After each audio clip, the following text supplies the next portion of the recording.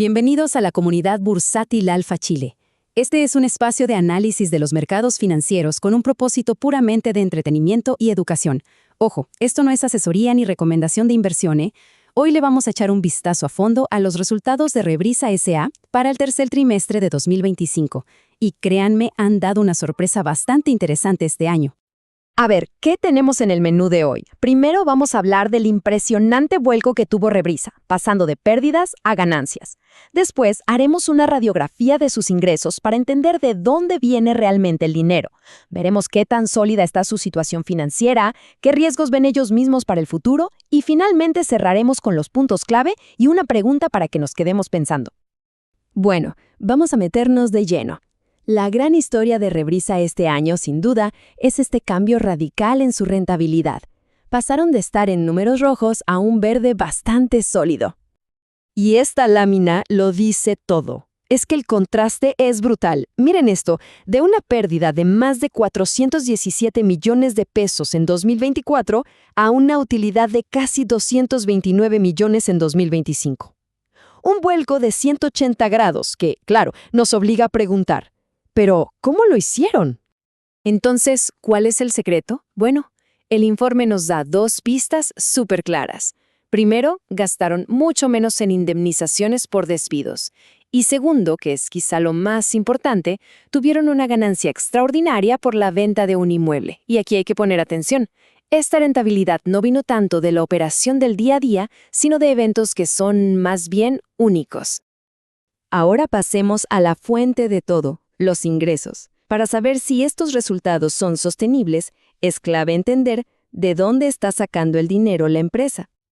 Y aquí es donde la cosa se pone curiosa, porque a pesar de volver a tener ganancias, los ingresos totales en realidad bajaron casi un 10%. Esto nos crea una especie de paradoja, ¿no? Más utilidad, pero con menos ventas. Veamos por qué pasó esto. La explicación, la verdad, es bastante directa. La caída se concentra en un área muy específica. Vendieron menos licencias de software de seguridad.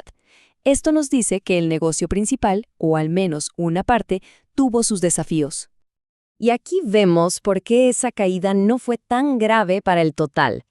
Como se ve en el gráfico, el monitoreo de seguridad y el arriendo de inmuebles son los dos grandes pilares de la compañía.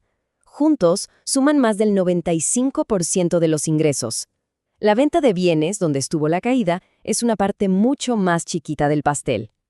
Y este foco no es ninguna casualidad, el propio informe lo confirma. Nos dicen que la estrategia es concentrarse en ciberseguridad y en el arriendo de propiedades. O sea, están apostando por sus áreas más fuertes y estables. Tiene todo el sentido del mundo. Muy bien, dejemos por un momento los ingresos y las ganancias y pasemos a revisar el balance general. Vamos a ver qué tan sana está la empresa financieramente. Aquí vemos una buena noticia.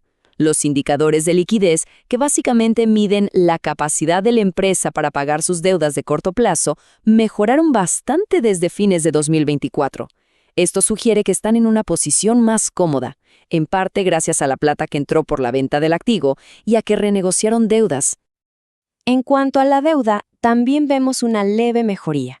Los ratios bajaron un poco, lo que significa que la empresa depende un poquito menos de la deuda para financiarse. Esto lo lograron, como dijimos, al pasar créditos de corto a largo plazo, dándose un poco más de aire para operar. Bien, ya con una foto clara de cómo están hoy, miremos hacia adelante. ¿Qué riesgos ve la propia gerencia y qué esperan ellos para el futuro? La gerencia es bastante transparente con los desafíos. Hablan del riesgo del tipo de cambio, porque importan muchos productos. El riesgo de que los clientes no paguen a tiempo.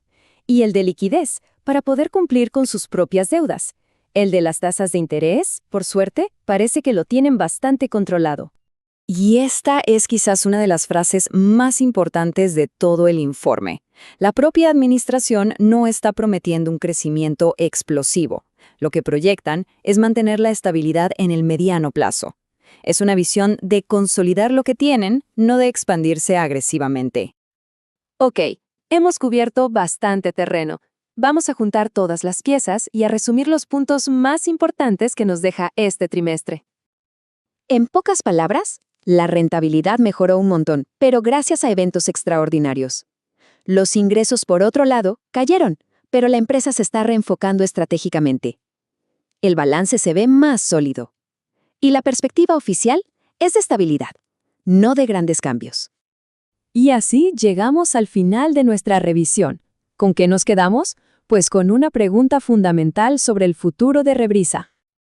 A ver, la estrategia de enfocarse en negocios más estables como el inmobiliario y de alto potencial como la ciberseguridad es clarísima. Pero la gran pregunta que queda en el aire es si este nuevo rumbo va a ser suficiente para impulsar un crecimiento real y sostenible, uno que logre compensar los desafíos que tienen en otras áreas y los riesgos del mercado. Y bueno, ¿hay alguna empresa, acción o activo que quieran que analicemos en un próximo encuentro? Pueden pedirlo en los comentarios o mandarnos un correo. La información está en el perfil del canal. Muchas gracias por acompañarnos. La invitación está abierta a que se unan a nuestra comunidad bursátil gratis. El link está en la descripción. Y claro, suscríbanse al canal, denle un me gusta a este material y síganos en Twitter para no perderse nada.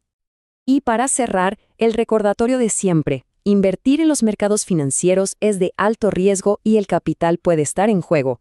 Este mensaje tiene un propósito puramente educativo y de entretenimiento, no constituye una recomendación ni asesoría financiera. Por favor, siempre consulten a un asesor financiero acreditado antes de invertir.